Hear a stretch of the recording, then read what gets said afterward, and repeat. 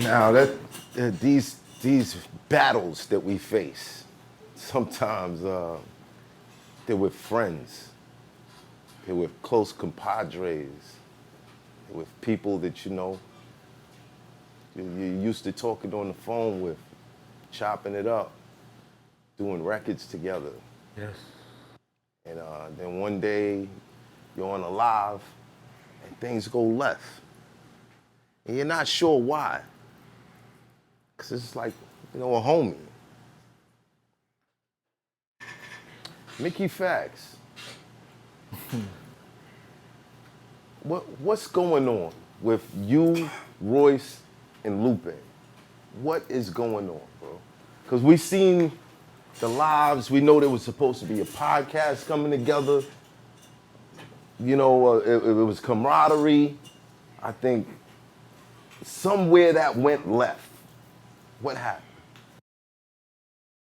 From my standpoint, I think it was I wanted to bring together lyricists and hip hop to have a conversation about lyricism and hip hop.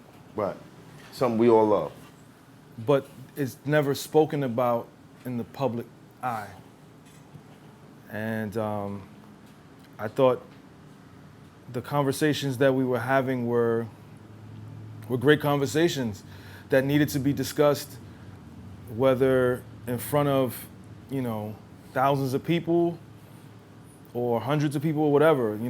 The goal was to engage each other in front of a mass audience so Right. they can kind of get an understanding of what it was that these top tier level MCs were doing and how we put and structure our rhymes together. Right. And I think those conversations were great conversations. They're very important conversations. They were important and they Yeah. were great conversations. And I think everybody can agree that they were great conversations. I think with the missing, the Source, XXL, the write-ups, the hip-hop sites that everybody used to check, that we would get these type of conversations from. Now that they're gone, it's like the only people that are still propelling this are the people that do it and the people who've loved it from back then. Right. So you guys created that. Yeah, we created that for like 2 weeks. 2 weeks. It was great. It was great for 2 weeks. Then things went left. Things went left. Over what? What would you say was the main reason? I got my own opinion, but what would you say was the main reason? The main reason why I went left was because people were starting to see the conversation later. That's why I went left. What do you mean? So we had conversations. It was me, Ransom, RJ, Lupe, and Royce. Right. And it was a great conversation. Then it was me and Crooked Eye, great conversation. Right. Then it was me, Cassidy, Sari the Kid, and Chilla Jones. Shout out to all of them. Great MCs. Great conversation. Right. Then, during the week of my birthday, mind you, that was July 13th, my birthday week. We were having this conversation at the end of June. Right. And these conversations were hitting a lot of different MCs in the culture, and people were finding out about this conversation. It was trickling down, because if you don't catch the live, people, screen record it, they post it. They miss it.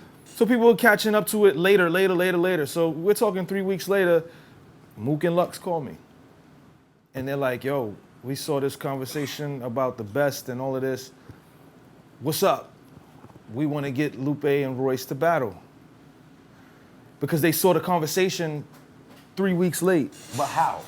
How did they want to get them to battle? I can't answer that question because I don't know. I got the call randomly. It was a random phone call. Was it like instigating, or was it like we got a situation where we can make it happen, or it was just, It was, pick a side. And I was like, but we had this conversation already. This is old news. Like, what are y'all trying to do? So it was instigating pretty much. I mean, I think they just wanted. I think they saw the live and they didn't know when it happened. Right. So they thought it was like a yesterday kind of thing when it was a 3-week kind of thing. So we were all over it already. Right. So, you know, Royce, I guess I don't know. What I know is I got a call from Mook, and Mook put Lux on the phone, and then Mook put Rex on the phone, and I'm just like, this conversation is old. Like we spoke about this already. Right. So they hung up on me. They said, yo, pull up on the live later. I was like, all right, whatever, like the conversation's over. Mm-hmm. Apparently they called Lupe. Lupe, you know, Lupe is hot because, you know, he's over the conversation. He wants to just rap. Nobody else wants to rap but Lupe. Right. When you say rap, like he wants to... He's like, he wants people to prove it. Like, if you are the best, prove it. And he feels that it should be at EO Dub, which is a, you know... Shout out to EO Dub, man. I grew up in EO Dub, man. Right. That was the first open, well, no, not the first, but I used to be there every Sunday religiously waiting on that line to write my name on the list, get on that stage, and do my thing. I mean, I feel like it's just the measuring stick of trying to be the best is something you can't quantify. I've said this and maintained this stance for the longest. You know, as humans, we can feel we are the best, but it's being better than the person you were the day before. Right. That's how you become the best. And sometimes MCs, there's a time frame in which you're the best MC in the world. Jadakiss experienced that against against Diplomats. Right.